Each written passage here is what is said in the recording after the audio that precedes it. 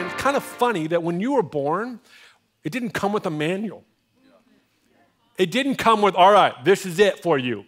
Follow the manual for the rest of your life. We wish, I mean, it'd be kind of nice if, mom and dad got the manual and it says, son, this is, but no, God leaks it over time.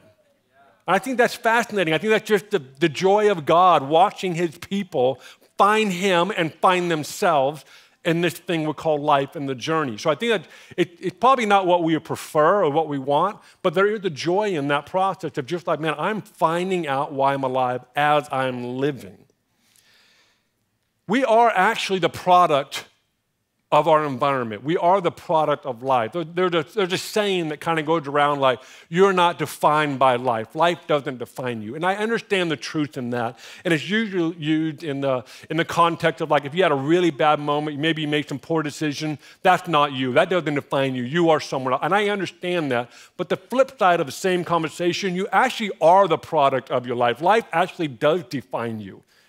And it's not necessarily, it can be bad, but there's a beauty in it as well. And I want to take some time to talk about this because for some of us, we ask, why do I exist? Why am I alive? We have to realize that you actually are the product of your environment.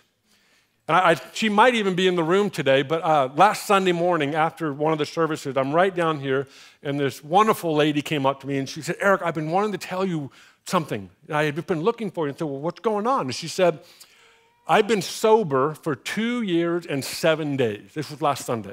Been sober for 2 years and 7 days. I said, that's awesome. What's going on? What's the story? And she said, 3 years ago, I was loaded. I was loaded on drugs. I was high. I was loaded. That's what her language was. And I'm down at Caldwell Park. If you're visiting with us, Caldwell Park is the local park in town down by the river. And she's like, I'm down. I'm just completely high on drugs. I'm loaded. And a student walked up to me 3 years ago and said this, you are amazing. And there's a little bit more to prophetic word, but it pretty much revolved around, you're amazing. And so she's telling me the story, and I said, so what made you go from what you previously were, where she was homeless, she was a drug addict, an alcoholic, and that was her history, that was her story up until that moment. And someone said, you're amazing. She said, when they told me that, something switched in me. So fast forward 3 years to today, she said, I've been sober for 2 years and 7 days. I have a job, I have money, I have clothes, I have a place to live. My daughter's right here. And she said, and I have a job. She said, I'm a drug addict and alcoholic counselor, and I specialize in DUIs.